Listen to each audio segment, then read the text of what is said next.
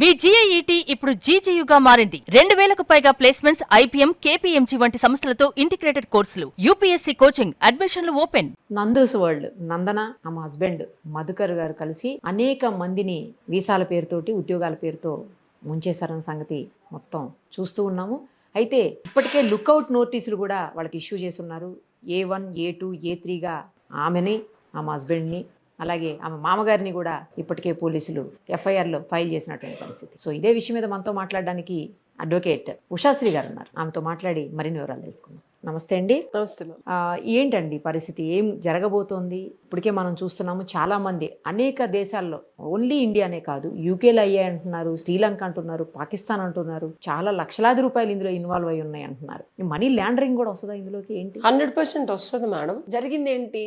Criminal offence, cheating and money laundering. ఎవరు ఎక్కడ దీనికి శిక్షకి అర్హత నుంచి బయటకి తప్పించుకునే అవకాశం లేని క్రైమ్స్ ఇవన్నీ, అవునా కాదా? ఇలాంటప్పుడు సరే ఇన్ఫ్లుయెన్స్ వాడి FIR తీసుకోవాలి, ప్రైవేట్ కంప్లైంట్ అనేది ఉంటుంది. ప్రూఫ్లు అంత స్ట్రాంగ్ ఉన్నప్పుడు there is an option called private complaint. అది ప్రాక్టీసింగ్ అడ్వకేట్ ఎవరికైనా తెలుస్తుంది. మనం కోర్టు వారి దగ్గర నుంచి మెజిస్ట్రేట్ గారి ముందు దాఖలా చేసుకుంటాం, ఎవిడెన్స్లు అన్ని పెడతాం, జడ్జి గారు కూడా పిలిపిస్తారు, అన్ని క్రాస్ చెక్ చేస్తారు. ఎందుకంటే ఎట్లా పడితే అట్లా చేస్తే FIRలు చేయరు. సో జడ్జి గారు కనుక కన్విన్స్ అయ్యి ఇది నిజమే అంటే కనుక FIR చేయమని పోలీస్ వాళ్ళకి ఉత్తర్వులు జారీ చేస్తారు. 100% పోలీస్ ఆర్ అబైడింగ్, కంపల్సరీ చేయాలి, లేకపోతే కంటెంప్ట్ ఆఫ్ కోర్ట్ అవుతుంది. జడ్జి గారు చెప్పిన తర్వాత కూడా FIR అంటే ఈ నాలెడ్జ్ ఈ విక్టిమ్స్ కి లేదంటారా? నందు తప్పు చేశారు 100%. నందూస్ అనే పేరుతో ఇన్ఫ్లుయెన్స్ వాడుతూ జస్ట్ మభ్య పెట్టారు.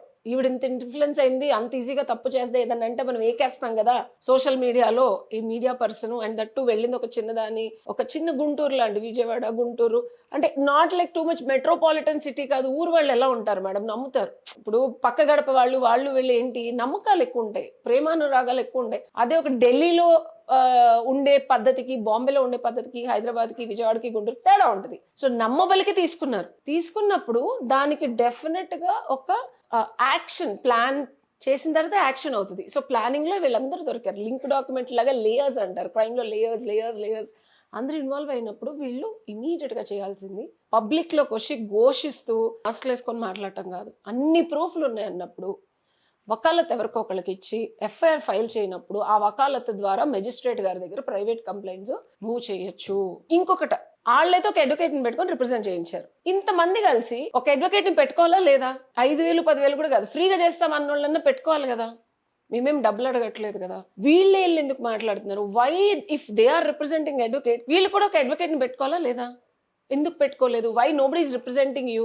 Why you independently and individually going and talking? Why so many people from different states are coming? వీళ్ళందరూ గ్రూపుల మీద అడ్వకేట్ ఉన్నా వాడు మాట్లాడుకోవచ్చు కదా, దానికి ఏముంది అసలు? నా క్వశ్చన్ ఏంటంటే మేడం, నేను విక్టిమ్ని, నా తరఫున నాకు ఇబ్బంది కలిగింది, క్రైమ్ జరిగింది అన్నప్పుడు వాళ్ళకి అడ్వకేట్ పెట్టుకొని మాట్లాడుకుంటున్నప్పుడు. అవును, కోర్టులో మాట్లాడుకుంటారండి. వాళ్ళంటే పారిపోయారు, కనపడకూడదు కాబట్టి ఎవరు అడ్వకేట్ని పెట్టుకు మాట్లాడుతున్నారు. ఆ విక్టిమ్స్ ఏంటి, అడ్వకేట్ కోర్టులో రిప్రజెంట్ చేస్తారు, బయట వాళ్ళ జరిగిన అన్యాయం మాట్లాడితే తప్పేంటి? 100% నేను తప్పనట్లేదు. There is a difference. I am not denying the fact. వాళ్ళు తప్పు చేస్తున్నారని చెప్పట్లేదు, ఒప్పు చెయ్యట్లేదు అని చెప్తున్నాను. లాలో ఒక పని చేస్తే తప్పైనప్పుడు ఒక పని చెయ్యకపోవడం అంటే omission of doing something is also crime sometimes. Why you are omitting representation? ఒక అడ్వకేట్ అని అందరూ పెట్టుకొని అప్పుడు వాళ్ళు లోపరంగా మాట్లాడతారు కదా, FIRలు చేస్తారు, వకాలతులు వేస్తారు, మెజిస్ట్రేట్ దగ్గర ప్రైవేట్ కంప్లైంట్స్ మూవ్ చేస్తారు, మీకు జరిగిన అన్యాయానికి పోరాడతారు. పోనీ ఎవరు లేరు అంటే ఓకే. ఇప్పుడు రామచల్ల గారు ఉన్నారు, నేను చాలా మంది సోషల్ యాక్టివిస్ట్ గా ఉండి మీడియాలోకి వచ్చి రిప్రజెంట్ చేసే వాళ్ళని కూడా డినై చేస్తున్నారు. Why? What is happening is a question. Why they can't do it? వాళ్ళకి ఇన్ఫ్లుయెన్స్ ఏమన్నా అవుతున్నారా? వేరే వాళ్ళు ఎవరైనా ఇన్ఫ్లుయెన్స్ చేస్తున్నారా అంటే మీరు లీగల్గా వెళ్ళి రెమెడీ తీసుకోవాలి. రెండు విషయాలు మేడం. మీకు డబ్బులు కావాలి, అవునా? నష్టపోయింది, మీరు దేనికి పోరాడుతున్నారు?